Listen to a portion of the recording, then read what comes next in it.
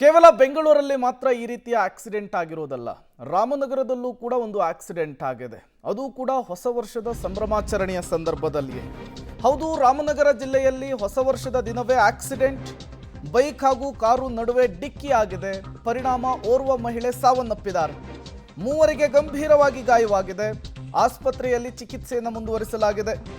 ಚಿಕಿತ್ಸೆ ಫಲಿಸದೆ 30 ವರ್ಷದ ಅಶ್ವಿನಿ ಸಾವನ್ನಪ್ಪಿದ್ದಾರೆ.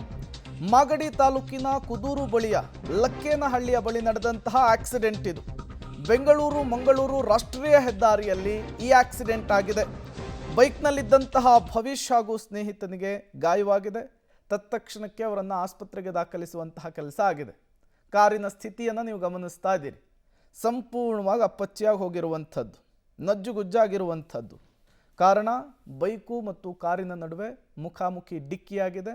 ಅದರ ಪರಿಣಾಮ ಮಹಿಳೆ ಸಾವನ್ನಪ್ಪಿದ್ದು, ಮೂವರಿಗೆ ಗಂಭೀರವಾಗಿ ಗಾಯವಾಗಿರುವಂಥದ್ದು. ನೀವು ಕೂಡ ದೃಶ್ಯವನ್ನು ಗಮನಿಸ್ತಾ ಇದ್ದೀರಿ. ಇದೇ ಇಬ್ಬರು ಯುವಕರನ್ನು ಈಗ ಆಂಬ್ಯುಲೆನ್ಸ್ ಮೂಲಕ ಆಸ್ಪತ್ರೆಗೆ ರವಾನಿಸುವಂತಹ ಕೆಲಸ ಆಗಿದೆ.